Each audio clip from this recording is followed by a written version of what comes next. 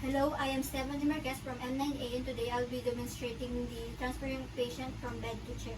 First is check the doctor's order and the client's diagnosis and restriction. Next is assess the client's ability, level of comfort, muscle strength, presence of paralysis, and ability to follow instruction. Ma'am, can you do everyday activities? Yes, partially. Are you experiencing any discomfort right now? Yes, right. Are you able to move your upper limbs? Yes. Can you open and close your eyes? Okay, thank you, ma'am. Now is I'm going to do a hand washing, but today is I'm going to use a alcohol to prevent any microorganism. Then gather the equipment. The equipment is the wheelchair, the transferring belt, the pillow, and the bed. Then I'm going to identify the patient. Ma'am, I am Stephanie Marquez, your nurse for today. Can you please say your name, age, and birthday? Orteni Garcia, 19 years old, December 15, 2005. Okay, ma'am. Today po is I'm going to transfer you into the wheelchair so you can see the outside po. Okay po. Then I'm going to provide privacy na po.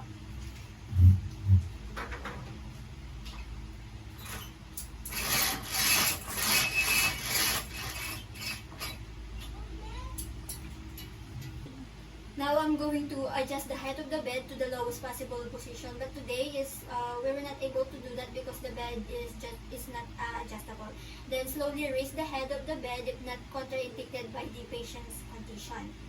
Now is we're going to place one arm under the client's leg and one behind the client's back. Slowly pivot the client so the client's leg are dangling over the edge of the bed. Then next one is allow the client to dangle for 2 to 5 minutes to support the client if necessary. Then next one is bring the chair or the wheelchair close to the side of the bed. Place it in the 45-degree angle or of the bed. And if the client has a weaker side, place the chair or the wheelchair on the client's strong side. Then lock the wheelchair brakes and elevate the foot of the pedals. Then put the transfer belt or the other transfer aid if needed and secure or face the client. Put the both arms or the both armpit of the client. Then lifter's knees are well flexed with the back straight, hands gripping each side of the transfer belt. Then next one is rock the client's body up to the standing position on the count of 3 while straightening the hips and the legs. Keep the knees slightly flexed. And rocking motion gives a client body movement and requires less muscular effort to lift the client. Lifter and client pivot turn, so lifter is facing the chair and client's back in the toward chair. Lifter still holding the transfer belt. Instruct the client to use the arm to rest on the chair. Flex the hip and the knees while lowering the clients into the wheelchair. Then assess the client to proper alignment for sitting position. Support the weak side with the pillow if needed. Then secure the safety belt. Place the client's feet on the foot pedals and release the brakes if will be moving the client immediately. If the client is sitting on the chair, offer the footstool if available. Then wash hands. So ma'am, now I'm going to transfer you now into the wheelchair, ma'am. I'm going to touch you, ma'am. Is that okay? Yes.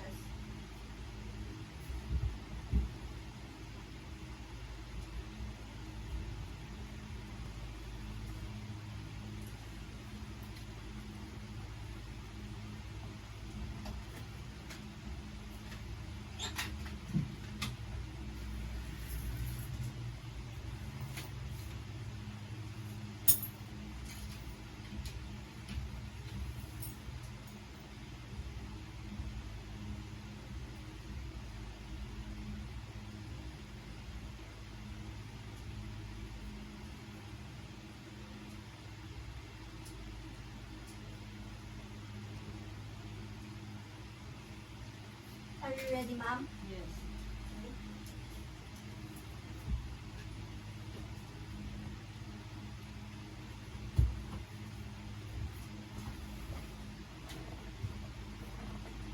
can put your arm, ma'am, in the armrest.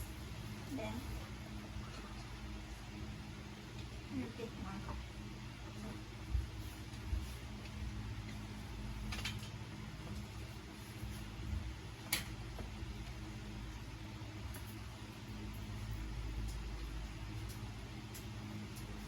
Then, wash hands.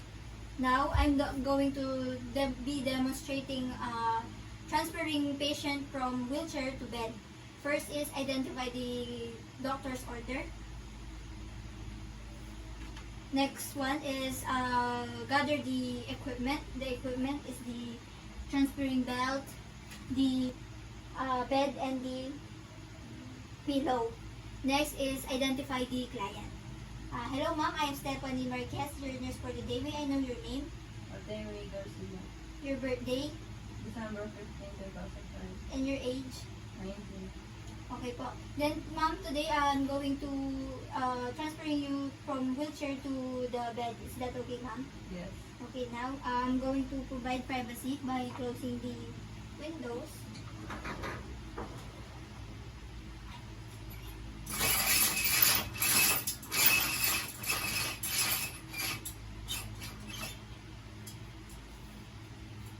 Patient's both feet flat on the floor. Apply the transfer belt snugly around the waist of the patient. Stand in front of the patient. Sit tall, lean forward, and push forward on the wheelchair armrest as you help them to stand. Grasp the transfer belt on the side of the patient and facilitate transfer from wheelchair to bed. Remove the patient's footwear prior to the positioning the patient to the bed and remove the transfer belt.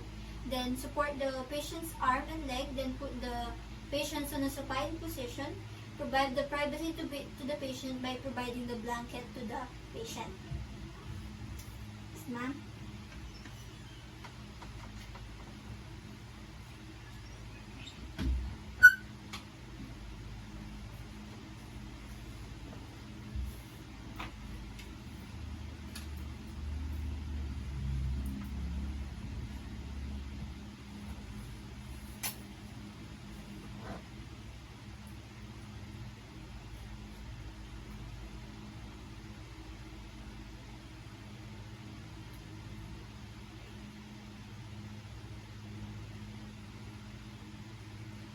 I'm going to transfer you now, ma'am. Are you ready po, ma'am? Yes. Okay po.